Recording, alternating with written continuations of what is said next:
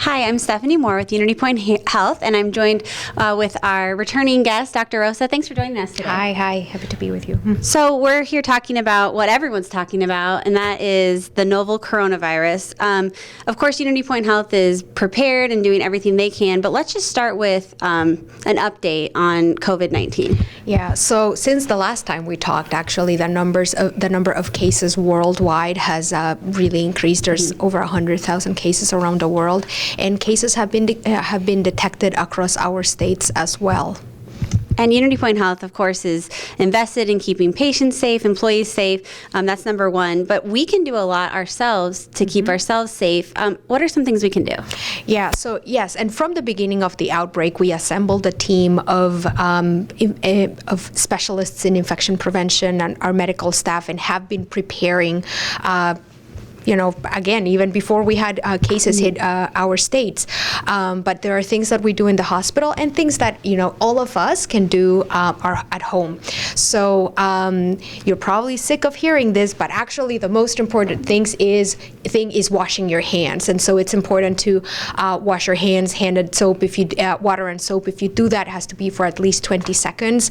But using hand sanitizer with at least 60% of alcohol is also a good idea. It's important to avoid touching our face, our eyes, our nose during the day. I know that's something, really hard. Easier said than done, right? So that's another thing that's good to do. If you're feeling sick, stay home. It's one of the best things that you can do to protect other ones around you as well. It's important to keep surfaces at home clean as well. You can use, regular cleaning products that you're already using. That's also an acceptable thing to do. We kind of hear about this social distancing, maybe keeping 6 feet away from someone. I mean, we're a couple feet away. In a workspace, it would be hard. Where does that 6 feet number come from? And is that only for people that maybe have a pre-existing condition, or? Yeah, so we know that the novel coronavirus, COVID-19, just as many other viruses, including influenza, are actually transmitted through droplets. So droplets are tiny particles, that essentially go and are put out into the world when somebody coughs or sneezes, and that's about the distance that they can travel. So it's about essentially keeping as much away as possible from these infectious particles.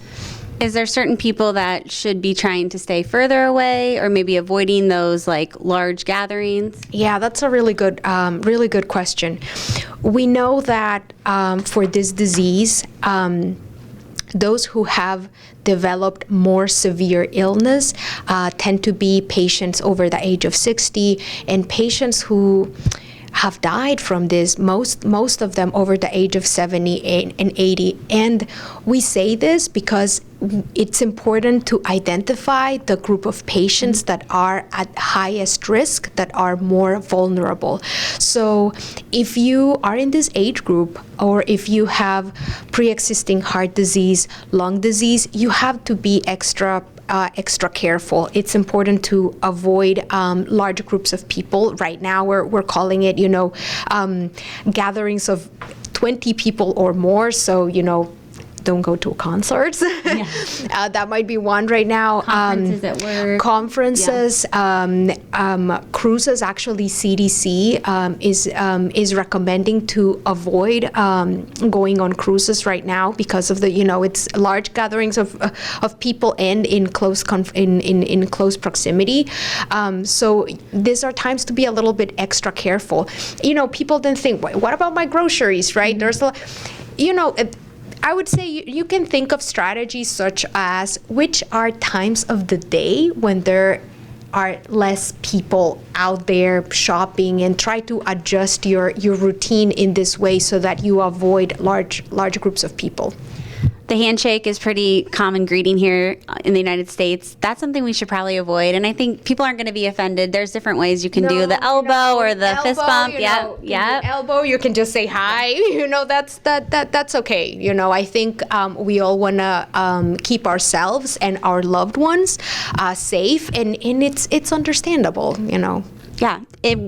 What about workplaces? A lot of big companies in our regions are, set up with cubes, and you're really in close proximity with your coworkers. Is there things that you should do as an employee, and maybe what the employer should be doing?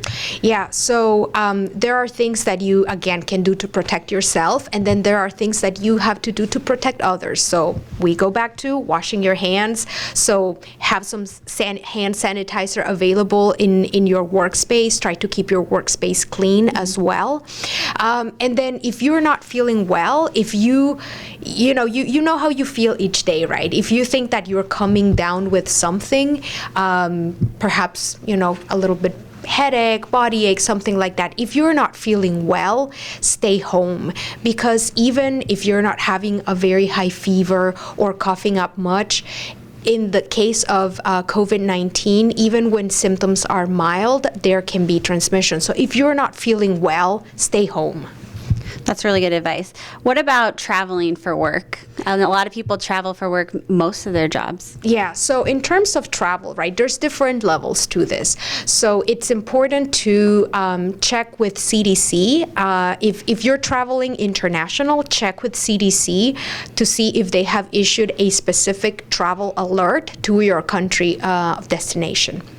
We know right now that the highest warnings are for traveling to China, Japan, South Korea, Iran, Italy. I think I got them all right. Anyway, so those are the level 3 alerts, right? And then, but as the situation evolves, it's important to, again, if you have travel planned, go check CDC to see if there's a high level alert. If you were planning to travel on a cruise ship, maybe that is something that you need to consider delaying. And then other travel, you may have to, resort back to the things we've been talking about. Hand hygiene, so wash your hands, keep hand sanitizer available. If you're traveling on an airplane, then make sure you're cleaning surfaces that you're going to be touching as well. What about preparing our home? We talked a little bit about that. Is it, with kids at home running maybe in daycare or schools, is it really like wiping everything down that they come home with? Maybe doing extra tasks at home to keep everything clean? Yeah, so again, wash your hands, wash your keep surfaces clean as well. You might want to, things that are, like backpacks, maybe those are things also that you can wipe down as well. So those basic things, I guess, really need to be enhanced in these times. And can we talk about that this is just continuing to be a fluid situation? The CDC is a good site. UnityPoint Health is keeping this as a fluid situation. Like you said, we have a task force. It's going to continue to evolve. Yeah, and the things that continue to evolve will largely be around the number of cases that are being reported. I think there will be a point when we're going to start hearing reports of community transmission.